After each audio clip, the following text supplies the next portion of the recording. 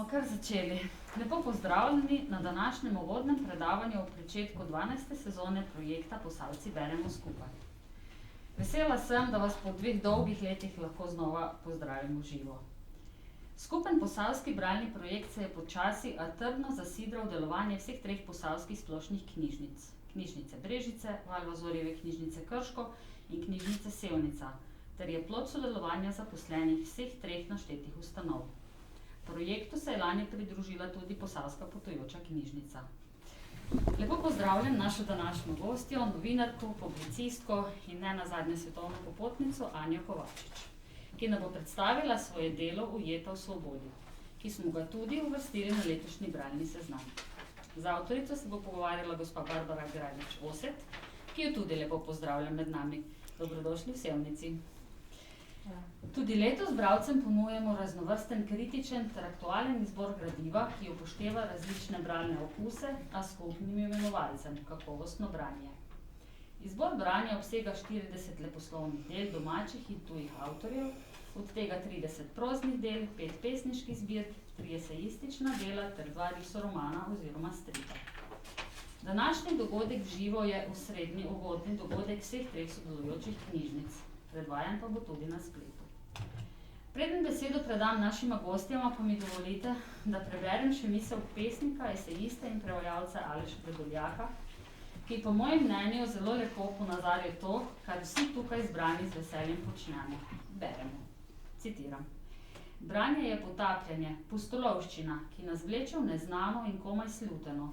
Ko v sladki omami tonemo v gosto tkivo življenja in se pred našimi začudenimi očmi svetovi spreminjajo in skozi naše duše plivka voda milosti in strastnega doživetja. To je pustolovščina, v kateri nas zapeljuje, nas navdihuje in nam grozi čudno lepa skrivnost vrtincev zgodovine in intimnih izpovedi, ujetih v tuje zgodbe in pesmi. In takrat, ko nam že skoraj povsem zmanjka zraka in se moramo vrniti v vsakdanje življenja, za hip, za bežen utrip spoznamo, da tudi lastnih zgodb ne moremo doživljati polnokrvno, če nam niso blizu zgodbe tujih ljudi. Znova se potopimo, brško utegnemo. Tako se krepi veliko, tajno, odrešujoče, noro bratstvo bralcev in knjig. Dragi Dani, beseda je vajina, vsem zbranim pa želim lep, popotniško-literarni večer. Izvolite. Hvala. Lepo pozdravljeni, še tudi v najinem imenu. Vesela sem, da se lahko pogovarjam z Anjo, tudi mojo prijateljico, v čist novem okolju. Anjina knjiga je ena izmed priporočenih knjig na vašem izbranem seznamu in midve se bova zelo potrudile, da knjigo ne samo preberete, ampak da je res tako podoživite. Mogoče koga navdušimo, da gre tudi na potovanje kam daleč oziroma da gre na pot osebne rasti. Anja, kar za ogrevanje, ker sva v knjižnici, začniva s tem. Tvoji prvi spomini na knjižnico, asociacija s knjižnicami? Najprej pozdravljeni še v mojem imenu.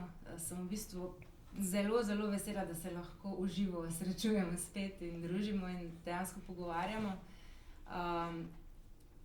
Mislim, da sem bila, kolikor me spomin ne vara, pa koliko sem se pogovarjala z mami, en tak mini knjigožer že od malih nog.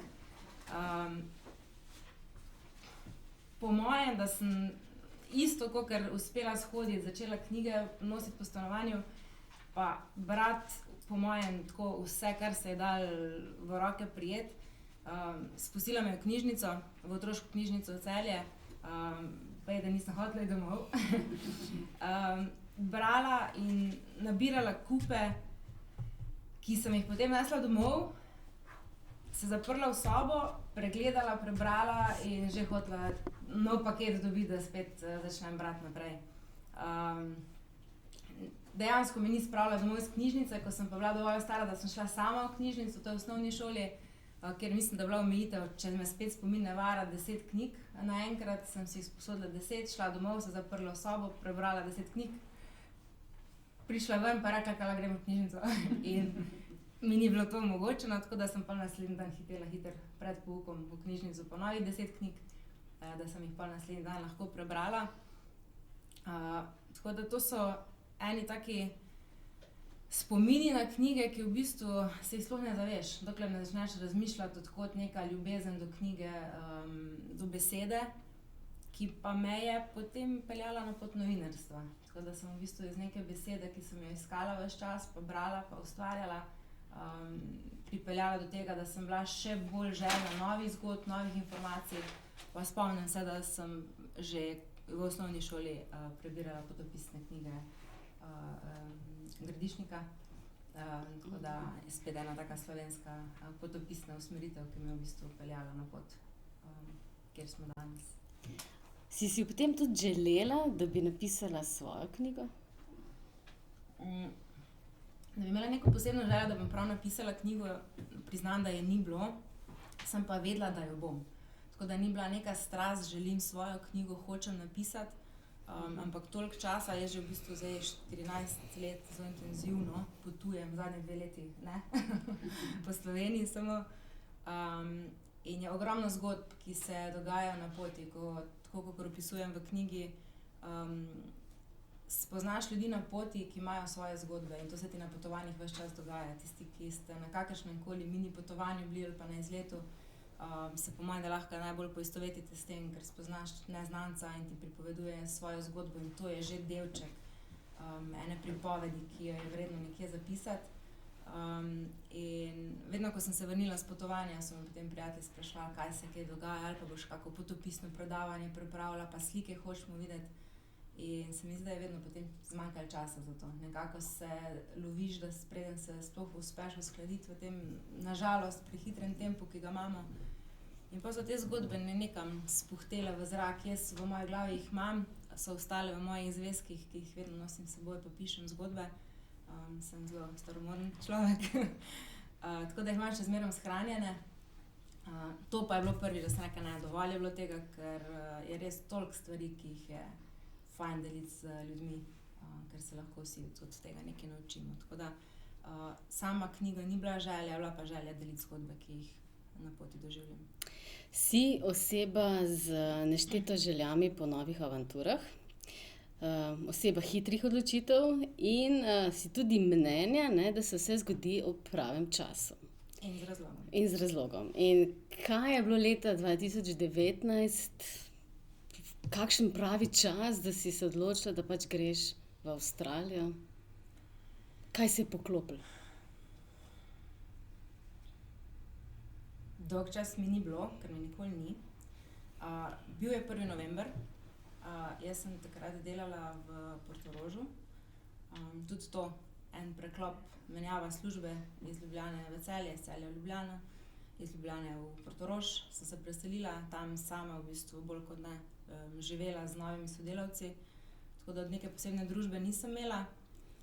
In sem se odpravila na pot, ki jo tudi opisujem v knjigi. Šla iz Portoroža do Savudrije na sprehod. Mislila sem, da bo malo hitreje šlo, tako da sem se po trdi temi vračala nazaj.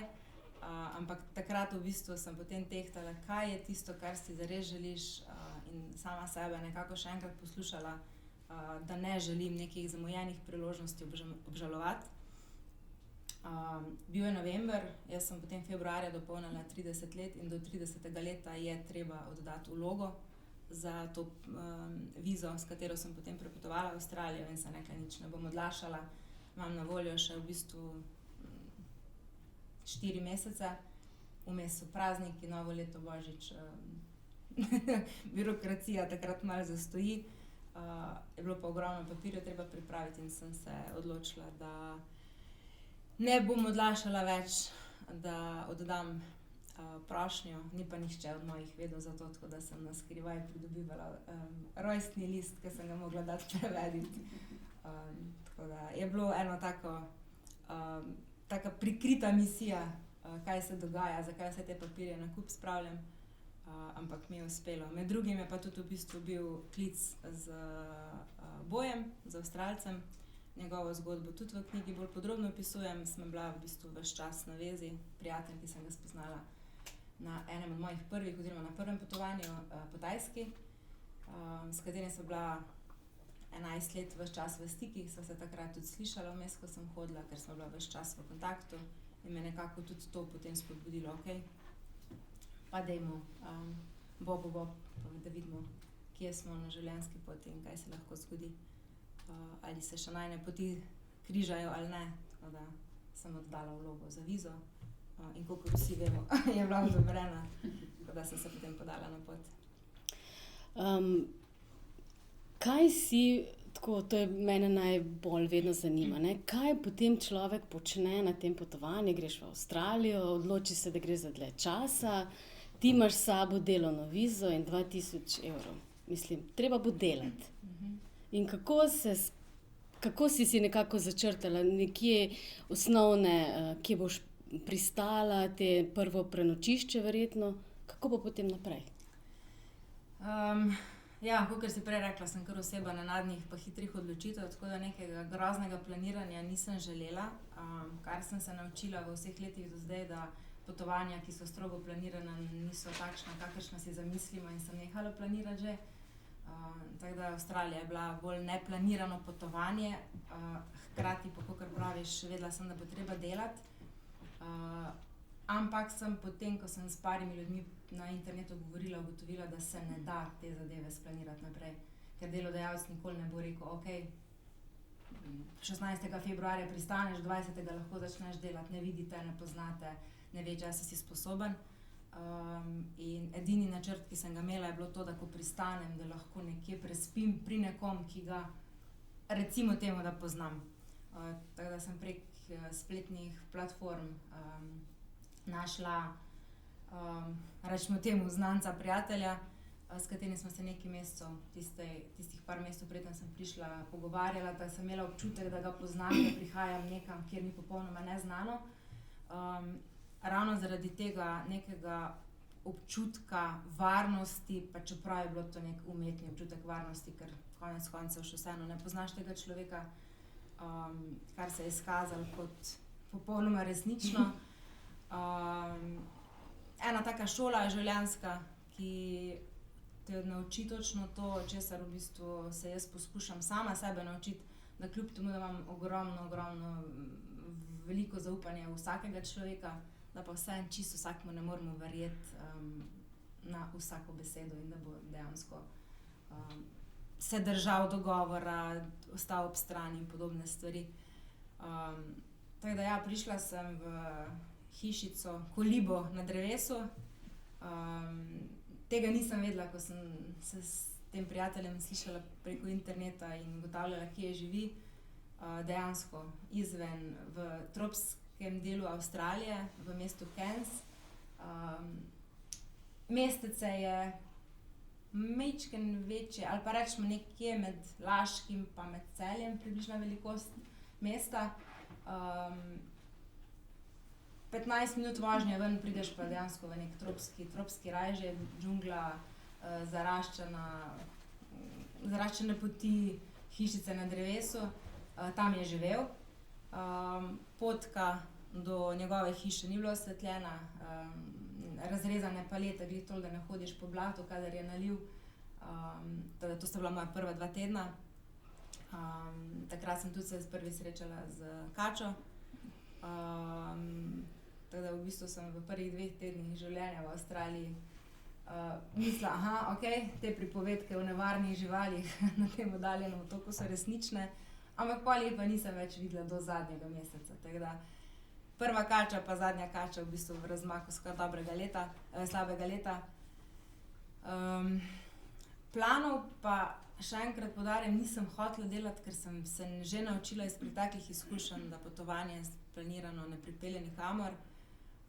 Službo dobiti je bil pa mogoče največji izziv, s katerim sem se tam spopadla, ker sem dejansko z, rečemo temu, 10+ delovnimi izkušnjami bila en tak neprimerljiv kandidat za delo z vsemi tistimi 20-letnimi študenti, ki so dejansko prišli delati karkoli, sem da mečken zaslužijo, da si nabirajo prve izkušnje, medtem ko sem jaz bila že zelo izkušen delavec, niti ne približno študent. In nisem nikamor prišla zraven, ker sem dejansko bila ali starejša ali pa bolj izkušena od ali delodajalcev ali pa vodij lokalov, kjer sem prosila, če bi lahko delala.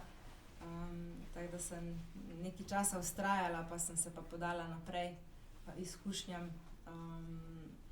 od v bistvu tega, da sem dejansko potem delala v gostinstvu.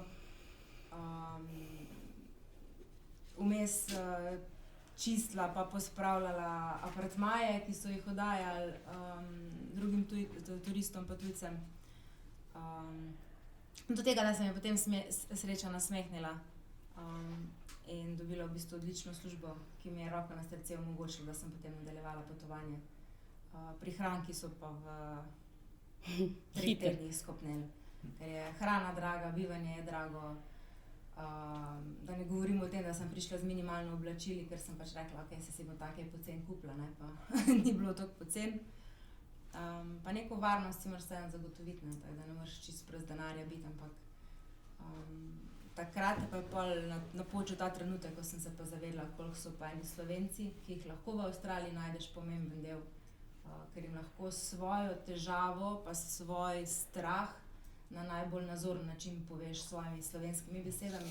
In takrat se je izkazalo, da so v bistvu Slovenci tisti, ki so me najbolj razumeli in dejansko takoj ponudili roko, da nisem ostala sama na cesti brez denarja, brez kogarkoli, ki bi mi lahko pomagal. Tako da sem, preden se je to zgodilo, našla Andreja, spoznala Andreja, Gorenca sicer, za zelo dobro, ne ravno s tiskaškim srcem, ki mi je potem odprl svoj dom pa pomagal. Tako finančno, da sem jaz splavala nazaj na pozitivno nulo in potem nazaj na približno pozitivo na računu, da sem lahko naprej šla. Res, to mi je bilo prav neverjetno, ne, v Avstraliji, ki je res daleč od Slovenije. Srečaš tako na nekih mestih Slovence, ne, tudi tam in še potem kasneje, ne, na Salomonovih otokih, ne, ampak ok, da tja prideva. Predvsem se mi zdi, da v Avstraliji daš tudi kar zelo veliko poudarka tudi staroselcem. Njihovo žalostno zgodbo, zgodbo ljudi, ki nimajo več svojega sveta, ki jim je kao civiliziran svet odvzel, ki so potisnjeni na rob mest. Med njimi si preživela nekaj časa, prav želela si biti, jih bliže spoznati. Kakšna spoznanja nova si dobila z njimi? Najprej so me v bistvu potrdili to, kar se mi zdi, Slovenci zelo dobro že poznamo. Sožitje oziroma živeti z naravo je nekaj, kar je Slovencem že zelo jasno. In mislim, da se tega zelo dobro vsi, bom rekla vsi, posplošujemo, ampak vsi dobro zavedamo, kako pomembna je narava. In Aboriđeni so tisti, ki so te teze, če tako rečem, zelo dobro potrdili. Naučili so me tega, da kljub temu, da so v bistvu oni bili potisnjeni, jaz govorim, tudi v knjigi ves čas govorim mi, civilizirani belci, ki smo jih porinili na rob, rečemo temu, in civilizacije in na rob njihovega načina življenja. Mi smo tisti, ki smo jim vzeli njihovo zemljo in mi smo tisti, ki jim nekako poskušamo zatreti identiteto, da se zgubijo v nekem ritmu življenja, ki so si ga oni ustvarili, da kar nekaj pozabijo, kdo sploh so. Kljub vsemu temu, kar naštevam, da so potisnjeni na rob, da pozabljajo, kdo so, da se želijo nekako komponirati v civiliziran svet, še vseeno držijo neko tako trdno hrbtenico. Mi želimo še vseeno od naše otroke naučiti naših običajev, še vseeno jih želimo naučiti, kako v teh luknjah okrog Uluruja, ko so nalivi, kako tam uloviti živali, ki se bojo ulovile v bistvu kot neka trap, kot neka past, ki se najde, nastane. Do tega, kako v puščavskem svetu, kjer dejansko že izumirajo in rastlinske in živalske vrste, še vseeno prepoznati, kje pa je kanček življenja pod to suho zemljo, od gomoljev do mravlj, ki se skrivajo, do termitov, vseh teh stvari, ki jih dejansko oni zdaj opisujejo v teh vseh poslikavah. Ne vem, koliko so vam znane te aboriginske poslikave s pikicami. Oni vse te zgodbe, ki so dejansko bile včasih del njihovega vsakodnevnega življenja, zdaj poskušajo svojim potomcem predati in skozi sliko, in skozi zgodbo, in skozi nekakšen tedenski ritual. Verjetno vsaka vas pa vsako pleme ima svoj način, kako ohranjajo tradicijo, ampak tle, kjer sem jaz bila v Juendumu, oni mislim, da imajo, ne bom zdaj trdila, kateri dan v tednu, ampak ko je samo moški dan in grejo moški z fanti, ki so že na poti, da postanejo moški, jih peljejo za cel dan v divjino, pa jim kažejo načine preživetja in isto ženske počnejo. Tako da oni se še vseeno trudijo, kljub vsem boleznim civiliziranega modernega sveta, ki smo jih mi prinesli v življenje, ohranjajo neko svojo trdno hrbtenico. Pa mogoče ravno ta del, da so še vedno povezani z naravo, kakor so bili včasih, je ta del, ki jih mogoče rešuje. Da se niso predali, rečemo, in digitalizaciji in pustimo druga tema, alkohol pa droge in vse te stvari, ampak kljub temu, da je vse to že postalo in se ukomponiralo nekako v njihovo življenje, ohranjajo zelo, zelo, zelo močen stik z naravo, ki pa mislim, da je tista, ki jim daje energijo in moč, da ostajajo to, kar so. Zdaj si tokrat to omenila, to povezovanje, sozvočje z naravo, ne? V času, ko si bila ti v Avstraliji, si bila priča tudi velikim požarom, ki so takrat divjali po Avstraliji. Večkrat v knjigi tudi omenjaš to izumiranje velikega koralnega grebena. Več poudarka daš tej bitki, kot nekje zapišeš, človeštva z naravo in da si to opazila prav na vsakem koraku, ne. Tudi kasneje na Salomonovih otokih, kjer pride tam ogromen ciklon, je tudi že neke vrste posledica vseh teh sprememb, ne. Je to območje mogoče, kjer še močneje opazijo te spremembe, tudi, ne vem, več sušnega obdobja in podobno? Na Avstraliji? V Avstraliji, ne. Verjetno je tam lažje videti te ekstremne primere, zato ker je sam otok toliko raznolik in dejansko se vse možne stvari lahko tam pojavijo. Bi pa tle sem skočila za sekundo nazaj v Slovenijo, ker v bistvu ravno v teh zadnjih dneh, ko se govori toliko o suši, to, da imamo mi pozimi sušo, da so danes skoki odpovedani zaradi prevročega sonca in podobne stvari.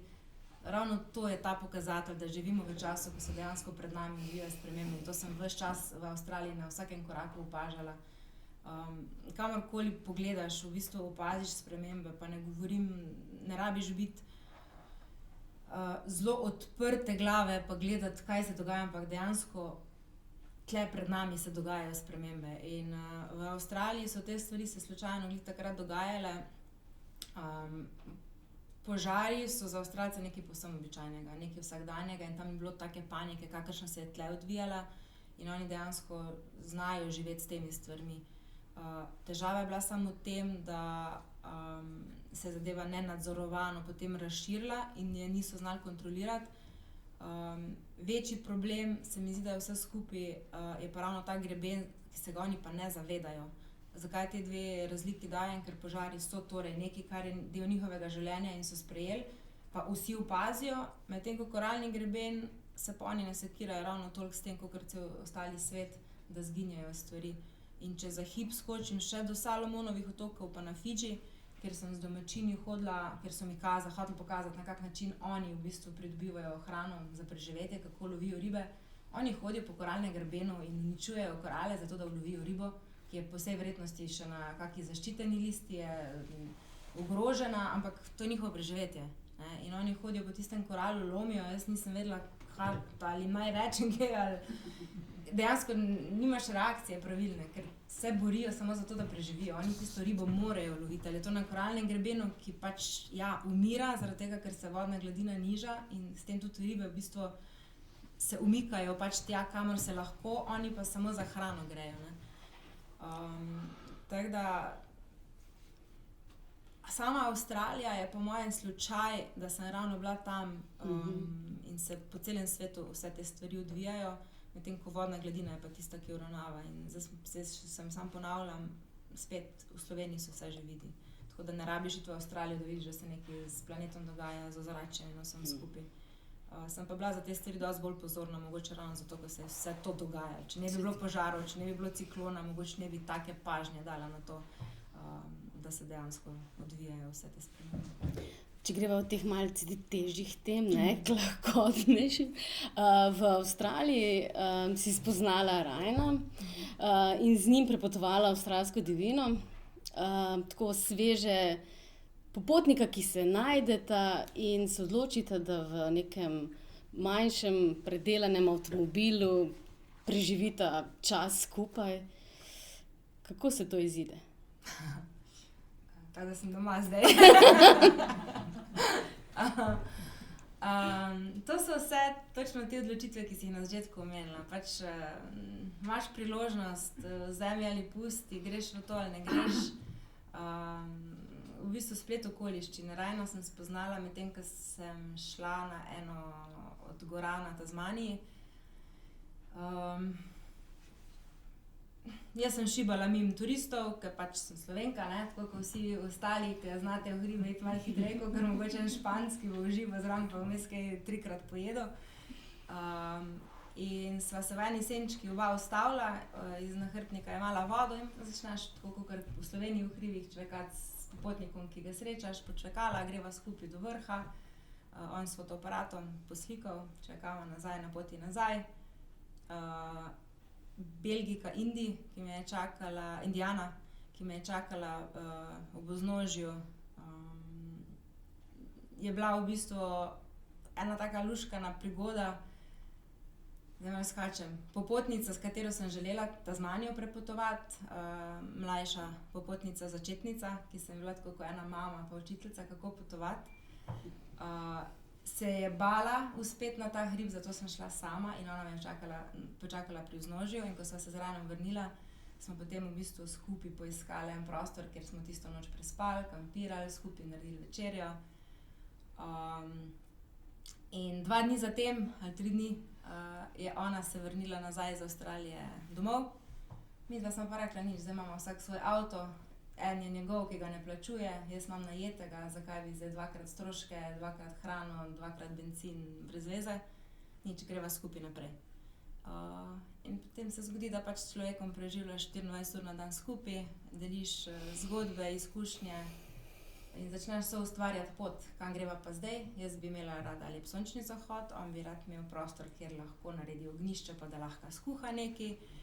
In potem se učiš prilagajanja in iščeš poti. Pa je pa problem, ko hočeš imeti čas za sebe in ležiš v avtu tako en zraven drugega, pa je zunaj dežuje, pa je mrzlo, pa je blato po tleh, pa nimaš kam za iti, usesti se ne moreš, zaradi tega, ker je pač streha od avta na tabo. In pol v bistvu ti začne počasi pa še živčke najedati, ker se nimaš dejansko kam odmakniti, ker vse, kar lahko narediš, je, da mu pokažeš hrbet in si daš slušalke v uho, recimo. Tako da ena izkušnja, ki te nauči marsikaj o sebi, marsikaj o partnerstvu, marsikaj tudi o tem, katere so pomembne stvari v življenju, za katere nisi sam vedel, da ti toliko pomenijo, ko se ti pa enkrat odvzete, pa ugotoviš, da je pa mogoče to ena stvar, ki ti je bila ful pomembna, pa niti nisi vedel, ker ti je bila samoumevna in je bila enostavno prisotna v življenju.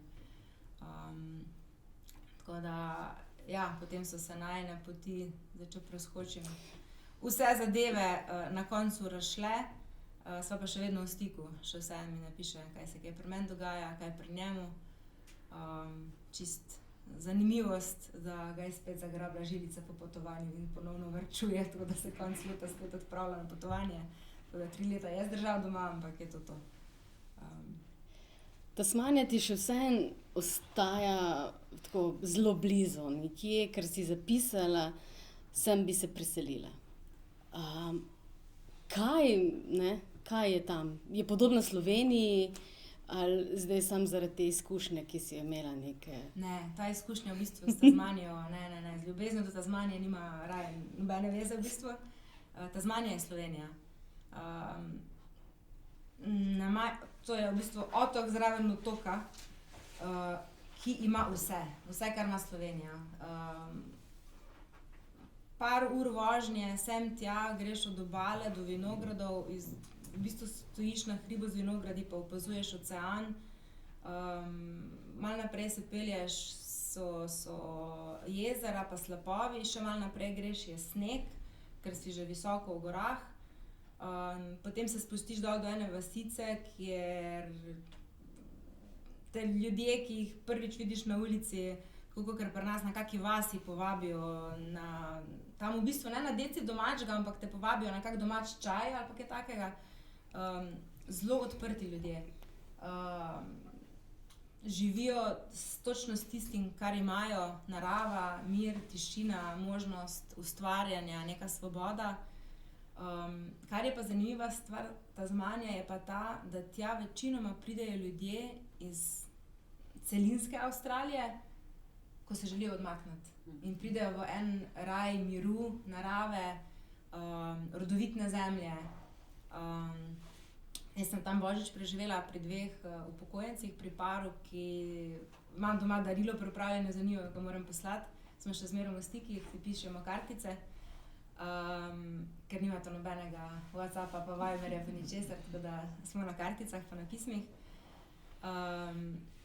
Grapefruit na vrtu, mrzle zime, ampak tropsko rastijo v končni fazi. Mešanica vsega, oceanskega, tropskega, gorskega, vsega možnega podnebja. Tako da od tega, da so jagode na vrtu, do grenivke, od brokolija, do jabolk, do domačega meda, ena taka Slovenija v malem z mini tropskim predihom pa oceanskim podnebjem. Tako da jaz sem se tam dejansko tako doma sem, ko sem videla tiste reke, vse posod pa malo gore vzad, malo snega, vinograde, je bilo okej. To je to, prišla sem domov. Potem pa se zgodi že leto 2020, že prihaja marec, ne? Z Ryanom ste se nekako, imate idejo, da greste na Salomonove otoke. To se malce spremeni, greš sama in potem ti greš tja, zgodi se ta marec 2020 in neke meje se zaprejo. Zgodi se, ostaneš ujeta na otoku. V moji predstavi, kot ti vedno znova rečem, Salomonove otoke povezujem s krasnimi fotografijami plaž, ampak ti mi vedno to podreš, da temu ni res. Tako, ostaneš ujeta. Kaj se zgodi? Kako spet rešuješ to, da moraš se na hitro nekaj organizirati? Spet ti pride eni pravi ljudje nasprot, zato ker verjameš. Ker verjamem, ja. Na Salomonove otoke sva se želela odpraviti skupaj ravno zaradi tega, ker so prenevarni za majhno, blondno solo popotnico. In sem rekla, nič, če imam pa nekoga ob strani, pa ajde, si upam, grem. Rada tvegam, ampak ko pride do meje, da bi tvegala za življenje, takrat rečem ne. Takrat je edinokrat v življenju, ko rečem ne. Imam raje življenje, kakor to izkušnjo. Tako da na Salomonove otoke se jaz dejansko sama ne bi odpravila. Iz Salomonovih otokov bi mogla naprej še na Papuo Novo Gvinejo iti, kamor spet nikoli sama ne bi šla. Zdaj sem si premislila, bom šla, ker imam zdaj prijatelje tam. To je bilo v bistvu en tak skupek vseh možnih čustev, vrtinec vsega, kar se ti v življenju lahko naenkrat naredi. Od tega, da se v končni fazi razideš s partnerjem, se tega še ne zavedaš, pa ne odločiš, ampak se nekako potihem zavedaš, do tega, da zaključuješ potovanje, se vračaš domov na stare tirnice, se pripravljaš na to, da boš padel verjetno zelo počasi ali pa hiter nazaj v nek star ritem življenja. Do tega, da ponovno začneš potovati sam, kar ti je v bistvu super, ker lahko spet začneš z neko novinarsko žilico raziskovati neznano in odkrivati nove stvari, ki te zanimajo. Do tega, da kar naenkrat se zgodi korona, ugotoviš, da si zadnje prihranke že zapravil, zato da se boš z kupljenimi kartami vrnil domov. na računu nimaš več ničesar. In ko sem sama pristala v Honiari, prestolnici Salomonovih otokov, eno noč sem imela rezervirano v apartmaju, ki sva ga skupaj izbrala z Ryanom, in smo potem rekla nič naprej za naslednje 4-5 dni, ko sva imela namen ostati tam, bova pač že našla nekje, ko bova videla približno, kje bi rada bila, ali greva nekam bolj na vas, da smo z domačini, ali bova v mestu ostala, ker nimaš predstave, kaj to eno mesto na otoku pomeni. In ta apartma je bil na zelo oddaljenem delu mesta, kjer ni bilo signala.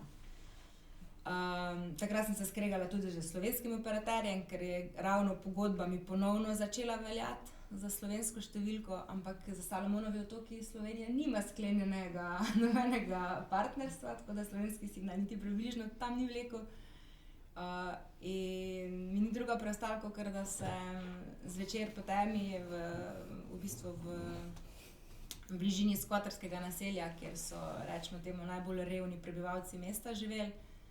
Sem se odpravila v mesto, da bi našla SIM kartico, pa signal, pa našla bivanje za naslednjo noč. Ko eno noč prespiš v apartmaju, zjutraj moraš spakirati, pa iti naprej, ne. Tako da, če greš naprej z potovalko, s katero si eno leto potoval, pa ne veš, kam boš šel v mestu, ki je načeloma lahko nevarno, si nisem tega želela. In preden me je panika zagrabila, kar mogoče, da celo bi me, je na drugi strani ograje stal Tim, en Avstralec, ki je v bistvu delal za novozelandsko vlado na Salomonovih otokih in je bil tako edini belc, pa taka svetla lučka na drugi strani ograje. In sem ga prosila, ker sem videla, da vsi ostali zelo težko, slabo govorijo angleško, če mi lahko prosim pomaga, kako lahko dobim signal. In pol namesto signala sem dobila in signal, pa pivo, pa hišo, pa mačko, pa gospodarico, gospodinjo, pa hišnika, pa vratarja, pa privat teraso s pogledom na ocean, pa sanjske sončne zahode. In vse to je tisto, kar sem jaz v 47 dneh od Salomonovih otokov videla. Vse dokler mi ni pisala Polona. Kako to še vseeno piše, koliko sta se vidve našle, ne? Polona je v bistvu zvedela za mene, ker so slovenski mediji pisali o meni, da sem ujeta tam, in jo je ena prijateljica klicala po Facebooku, da pač, a si prebrala, da je ena Slovenka pri tebi, in mi je Polona enostavno pisala na Facebook. Slišim, da si tu v mestu, a greva na kavo. In smo se dobile v edinem takrat odprtem rezortu. Vsi rezorti so bili že zaprti, vse restauracije zaprte, vse turistične točke zaprte, muzeji zaprti. Potapljaški center sem prosila, da so se šli z mano še potapljati, ko so že zaprli. Smo bili v prekršku, smo se šli potapljati, kljub temu, da so bili zaprti zaradi korone. No in smo se dobile v edinem odprtem rezortu. In od takrat smo pač postale prijateljice, smo se družile z njenim možem. Gerardom smo skupaj preživljali čas, koliko smo le lahko. Ona je delala, midva smo se družila. On je prišel k meni, jaz sem skuhala nekaj za jesti, pa mu ni bilo dobro in je klical Polono, da mu naj prinese hrano, ker on ne bo jedel to, kar sem jaz skuhala. Ker je navajen hitre hrane in burgerja in perutničk pečenih tam ocvrtih na olju. Ampak on je domorodec, ne? On je domorodec in kuha za Polono ribe, sam pa gre na pečenega piščanca, ker to je ta del, ki v bistvu me najbolj boli in na Aboridžini, in na Fidžiju, in na Salomonovih otokih. Oni imajo tako dobro hrano tam na voljo, sveže ribe, svežo zelenjavo, milijon gomolnic, ki jih mi ne poznamo, nažalost, ki so ful dobre, imajo dejansko okus, ne tako krompir, ki pač ima okus, ampak je škrob, tam so dejansko okusne gomolnice. Oni hočejo tisti fast food, ki se ga mi, upam, da v večini že počasi malo izogibamo. Ampak fast food pri njih ni McDonald's, pa ni Burger King, pa niso vse te verige s hitro hrano, ampak so dejansko ljudje, ki imajo eno ponev z oljem ob cesti in pač prodajajo pečenega piščanca v tistem olju cel dan. Tako da to je njihova hitra hrana. S Polono sva pol, pa z njim smo kar veliko časa skupaj preživeli. ona dva sta mi edino v bistvu omogočila, da sem se vsaj 2 ure ven peljala iz mesta in vsaj približno videla, kaj pomeni vas, pa kaj pomeni bananini nasadi, pa ananasovi nasadi. Pa podoživela 1% tistega, kar v bistvu sem mislila, da bom. Tam je tudi nastala tako, že zametki knjige, ne, so nastali, pa vse en najbolj razburljiv del, vsaj tako, meni ta ciklon, no. Tako, če samo malo opišeš, kako to izgleda, da bojo mogoče da bojo še rajše prebrali, malo samo namigni, ker tu noter je res tako razburljivo, no. Se ti zdi, to si preživela. Ok, tako sem sedela kakor zdaj, tule sem imela računalnik, hotela sem v bistvu, pisala sem prve zametke knjige in v bistvu sem gledala skozi okno proti oceanu in veš, ker vsi celo mesto govori, da prihaja naliv, da prihaja neurje, pa si misliš, ok, pač poletna ploha, nevihta, neurje bo, ne, v redu. In potem, ko ti vidiš tiste ogromne valove, ki ne samo, da so vedno večji in so vedno višje, glede na to, da sem živela ob nekem klifu, minimalnem klifu, no, ampak vsaj en klif. In sem rekla, se nič ne bo, ne. Pa je deževalo, pa oliva, pa veter piha, pa se zapreš vsa okna dol in greš spat. Poskušaš zaspati in v tistem nekem trdem strahu, kaj se lahko zgodi, se končno pomiriš, malo zaspiš in potem te zbudi zvok, pa ne veš točno, kaj je. Veter, dež, valovi, butanje valov, v bistvu je pa hkrati ena taka smrtonosna tišina črne noči, brez javne razsvetljave, seveda, že v osnovi tam pač je razsvetljava tako. Je, enkrat ni, 2 dni ni elektrike, 3 dni je, 3 dni je ni. Nič, jaz sem se zbudila, pogledala ven čez okno, nalivalo je, deževalo je, da ne morem reči deževalo, ker je scal. In na vrtu, kjer sem se jaz trudila zadnjih, 2 tedna saditi vse ananase, da bojo pa čez 4 leta pa mogoče le kaj obrodili, je bil bazen.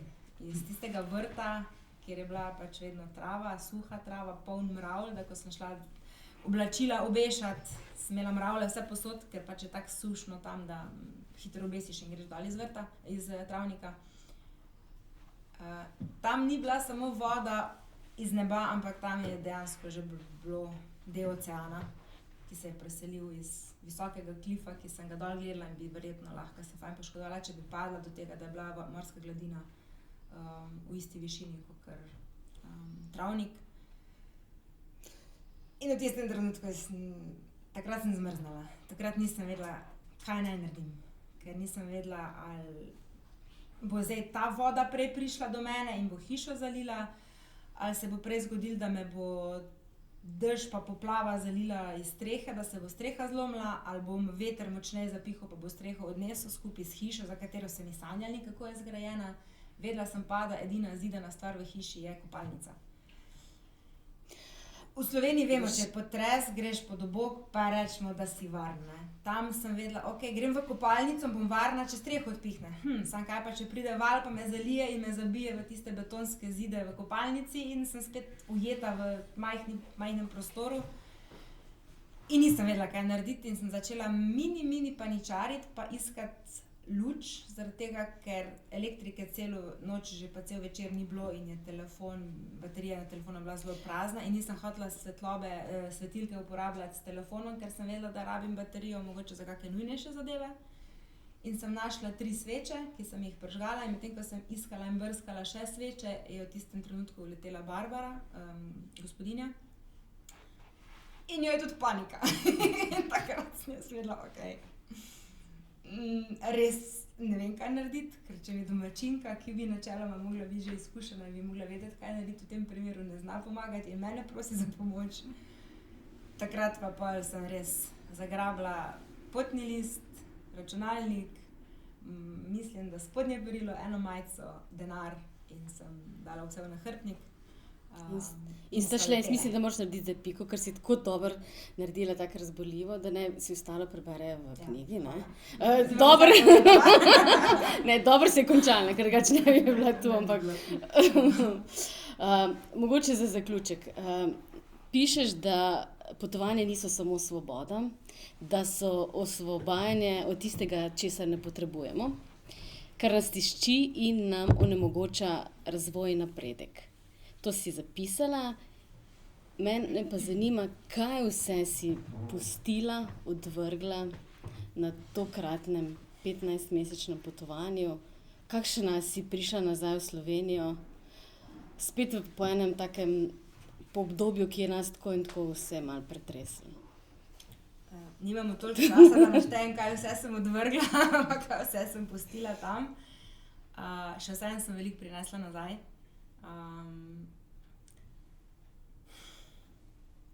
Mogoče se na takem potovanju najbolj zaveš ne samega sebe, ampak tega, kaj sploh si oziroma kdo si. Ves čas veš približno, katere so tvoje želje, kaj so tvoje sanje, kaj bi rad bil, kakšna podoba sebe bi rad postal. Ne veš pa, kaj pravzaprav si in tega ne moreš sprejeti. Pa ne zaradi tega, ker ne bi hotel, ampak enostavno, ker se pač ne ustavimo, si ne vzamemo časa zase. Ja, jaz lahko rečem, ok, si vzamem čas zase, ko sem doma, pa grem v hribe, pa grem laufat, pa grem na tržnico, pa uživam na sprehodu med branjevkami. Ok, to je čas zame, ampak dejansko kdo sem, tega časa si pa nekako redko upam, da si ga znate vzeti, ampak to je tisti čas, ki si ga pa lahko jaz vzamem samo, ko sem daleč stran od vseh motečih elementov. Od krajev, ki te spominjajo na nekaj, do predmetov, ki te spominjajo na nekaj, na nekoga, na neke spomine. Takrat vidiš v ogledalu dejansko samega sebe, brez vseh možnih spominov, brez vseh možnih vplivov, brez vseh možnih ljudi, ki te ne samo obkrožajo, ampak dejansko dopolnjujejo. In ko ostaneš sam, brez njih, in se imaš čas pogovarjati sam s sabo, ugotoviš, da si v bistvu ena ful zakomplicirana oseba. In začneš razumeti ljudi okrog tebe, ki te težko razumejo, ker še sam sebe ful težko razumeš na določene trenutke. In na tem potovanju sem lahko odvrgla zelo velik del enega bremena, ki ga sploh nisem videla, ko sem bila v Sloveniji. In to je v bistvu obremenjenost s preteklostjo, ki je že zdavnaj mimo. Jaz tle moram zdaj omeniti Tjaši Sarabraj. Ne maram jaz nekih okvirov pa nekih predalčkanj. Za najlažjo predstavo neka duhovna voditeljica moja, ampak ni. V bistvu prijateljica, ki sem jo spoznala na predstavitvi knjige njene, ki mi je dala najboljši nasvet. Ne daje energije ljudem, ki so že zdavnaj ven iz tvojega življenja. To pomeni, da so to ljudje, ki jih ti lahko imaš rad, ampak ko ti pomisliš na njih, se spomniš ali lepih ali slabih stvari, ne smejo pa tvoje energije več piti. So že zdavnaj ven. Toliko in toliko procentov energije ima vsak človek na dan. Recimo, da jih imamo 100%, pa jih nimamo.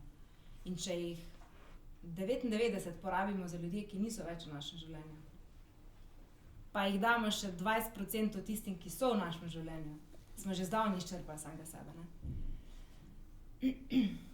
In ko greš ti ven iz teh okvirjev in ugotoviš, da se teh ljudi dejansko lahko znebiš energetsko in ugotoviš, kaj pa je tista energija, ki jo moraš samemu sebi dati. In to je to, da si sam sebi v bistvu iskren in da znaš sam s sabo živeti, avtomatsko padeš v to, da sprejmeš lahko vse ostalo.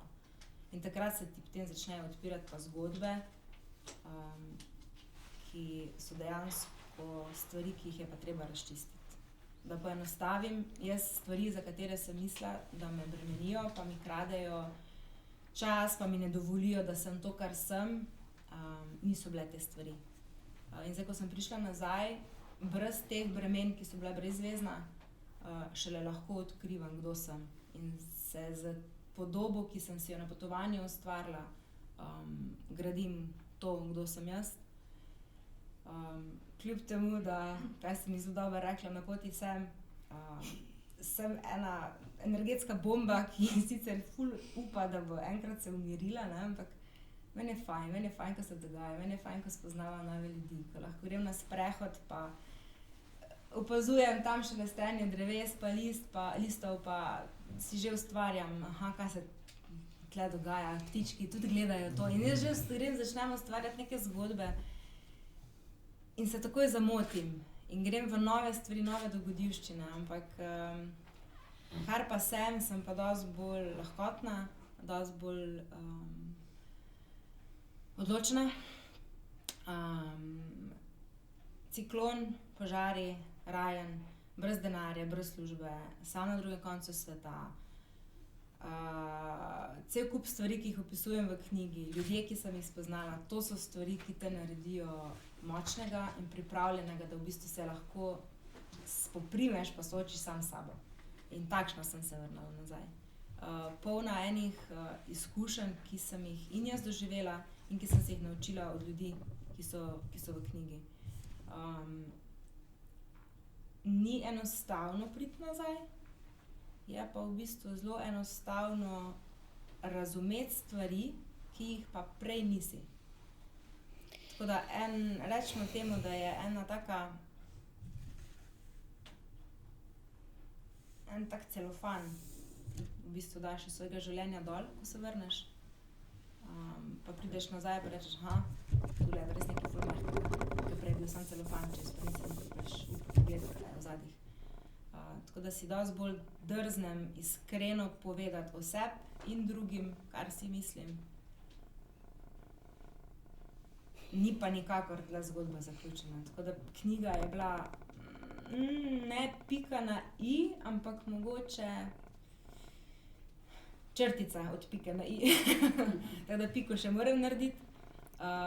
Do sprejemanja samega sebe, pa sprejemanja okolice, pa dejansko nekega polnega življenja z vsem tem, kar smo, kar lahko dihamo okrog drug z drugim. Ampak, a veš, stara si 30 pa še malo, tako da, a veš, še imaš, ne? A veš, ne moreš to že vse pri teh letih spoznati. Lahko, ampak če si en tak človek, ko jaz da vedno nekaj novega, ko gremo spet pa novo spoznati, se mi pa zdi ena stvar, ki v bistvu, če za nazaj pogledam, najpomembnejša ta, da res nobene stvari ne obžalujem. Niti ene stvari od vseh stvari, ki so se zgodile, ne obžalujem, brez da sama se plažem. Edina stvar, ki jo še vedno v življenju obžalujem, je not v knjigi, v zgodbici eni opisana. Se mi zdi, da če ne bi vseh teh stvari bilo na poti, mogoče tudi to, da sem obstala na Salomonovih, pa da se je korona zgodila, ne bi toliko lahkotno pa enostavno preživela.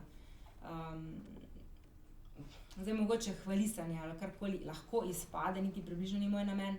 Tudi Polona, ko me je opazovala, ko sem se na Salomonovih otokih urejala vse kolobocije, da skrajšam, kako priti domov, me je gledala in rekla, jaz sem samo utrujena, ko te gledam, kaj moraš delati.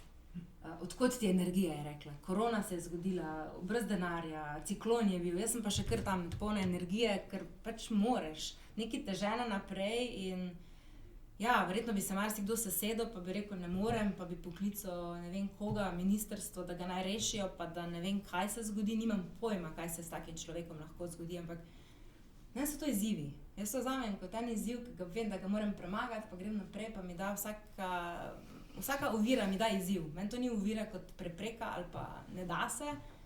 Na kak način lahko jaz to oviro zdaj premagam? Na kak način bo ta izziv ena zgodbica, ki bo, ne vem, za naslednjo knjigo ali pa ki bom pripovedovala naprej. Tako da, če življenje jemljemo, pa gledamo iz tega vidika, da v bistvu niso ovire, pa niso težave, ampak so luškane igrice, pa izzivi, ki nam jih življenje nastavlja, zato da smo močnejši.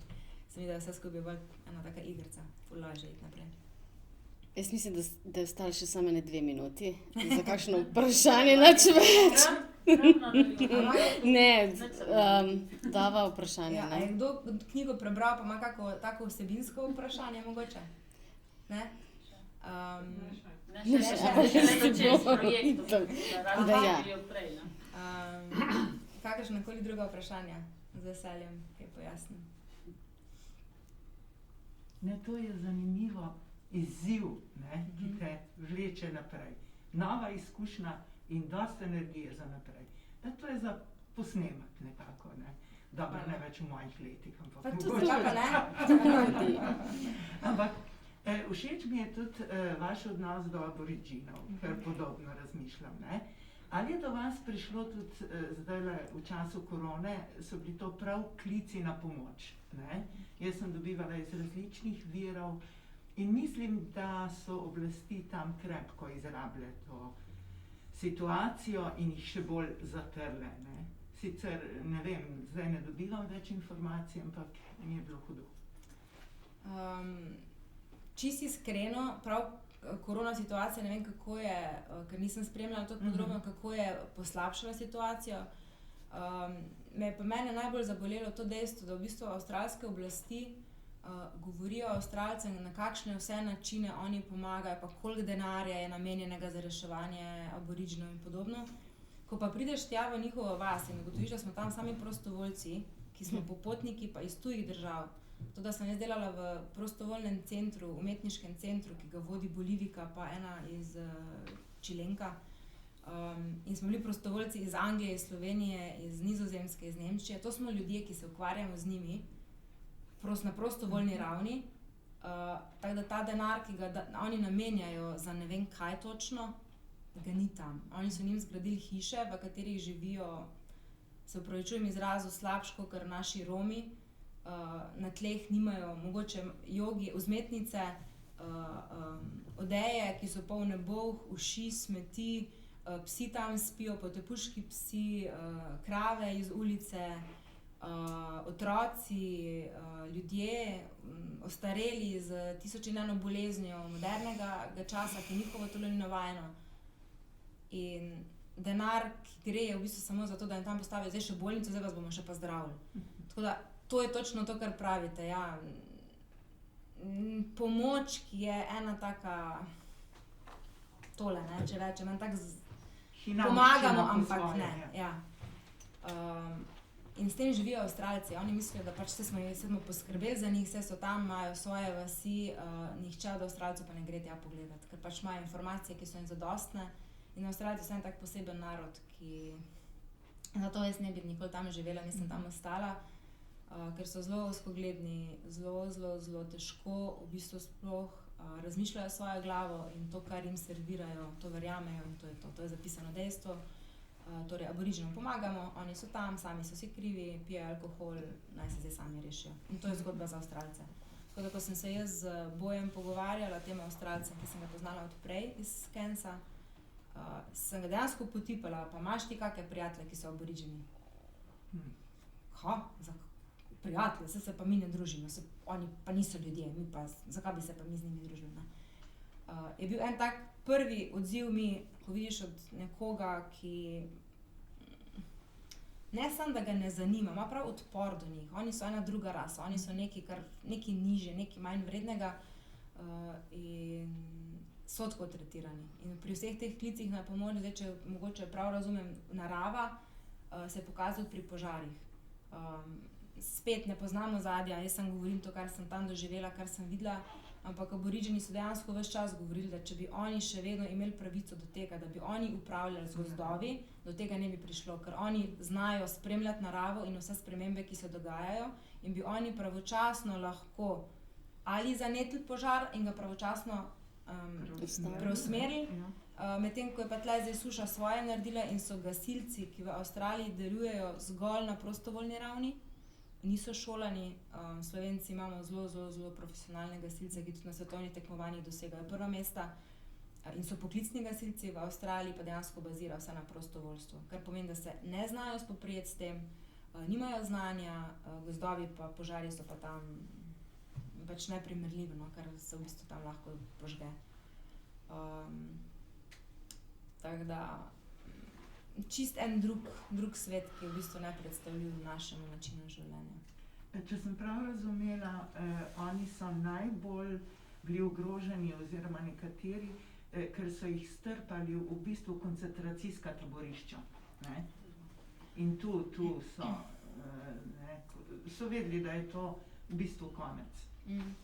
To so zdaj stvari, ki se v bistvu lahko globoko razglabljajo, govorimo zgodovinsko daleč nazaj. To je vse načrtno, ne? Seveda pač izguba identitete. Jaz sem dosti knjig prebrala, pa si jih še bom o teh prigodah starih aboriginov, kako so ženske dejansko toliko in toliko kilometrov prepotovale, da so nekako ubežale tem ujetništvom, kaj vse so doživele na poti, samo da so obdržale svojo identiteto. Ampak, ne vem, v končni fazi, oni tudi težko pridejo do službe, ne? Tako, kot sem rekla, da že to, da se nočejo družiti z njimi, zakaj bi jih potem zaposlili, zakaj bi bili postali del družbe normalne, pa se ukomponirali v to, ne? In ko sem jaz ta napad aboriginov sred noči v Alice Springsu doživela, ja, tisti trenutek si jezen, pa bi najraje znorela, ampak meni so se zasmilili, ker sem jih razumela. Jaz sem te otroke razumela, zakaj so tam. Najprej so bili strani Avstralcev potisnjeni v eno vasico na obrobje, govorimo 6 ur vožnje po puščavskem pesku, kjer so jih postavili na nikogaršnjo zemljo in rekli, tukaj lahko zdaj živite. So jih postavili tja, potem so ti otroci tam bili deležni verjetno nasilja v družini, pa odmaknjenosti, pa neslišanosti in so pribegnili nazaj v mesto, kjer so želeli priti do denarja, priti do telefona, priti do oblačil. In so se znašli na ulici. Aborigini spijo kar v parkih potem, oni grejo v mesto in spijo po parkih, ker tam so temperature pač take, da ni težave, če spiš na tleh na travi. Oni so jezni na nas. Tako da jaz se jim ne morem zameriti, da so ti otroci mene napadli, videli so eno belko s telefonom v roki, zakaj ga pa ne bi vzeli? Rabimo telefon, ga bomo dobili. In ne vem, tam so tisti lokalci, ki živijo v Alice Springsu, so njih navajeni. Oni pijejo tako, da bi mi zdaj kavo pile, se pogovarjale in kar naenkrat pridejo otroci in ti vzamejo torbico pa letijo in ti bojo vzeli ven denar in ti jo bojo prinesli nazaj. In tisti domačini tam jih že poznajo, približno vejo, da bojo čez pol ure prišli nazaj sicer s prazno torbico, za tega verjetno imajo denar v žepu, ne v torbici, noter pa ne vem, hrano, kar tisti pač kar ne rabijo. In oni živijo že s tem, ker dejansko ne morejo tega preprečiti, ker znova in znova prihajajo pač aborigini otroci v mesto in poskušajo preživeti. Tako da, to je bila točka, ko sem spet se sama sebe vprašala, ok, če bi jaz to doživela na začetku svojega potovanja po Avstraliji, mogoče niti ne bi si želela iti delati v prostovoljni center v Juendomu, v to oddaljeno vasico. Ker se je doživelo ogromno stvari, ki so v knjigi, od umora, ki se je ravno zdaj razrešil, v medijih sem videla,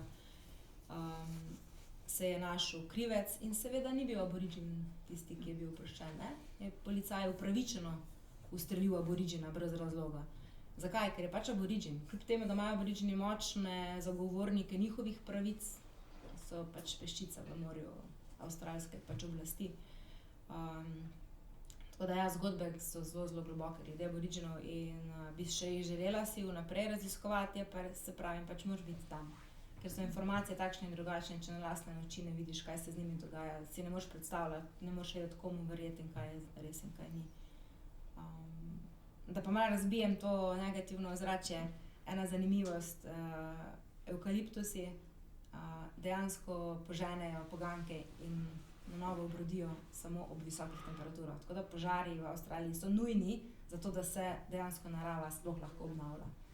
Zato tudi visoke temperature, požar vsake toliko časa načrten, sem zato, da popokajo semena od evkaliptusov in poženejo. Tako da ene take majhne stvari, ki pač evropski mediji niso poročali o tem, da pač požar tam mora biti zato, da se narava obnovi, je bila samo panika.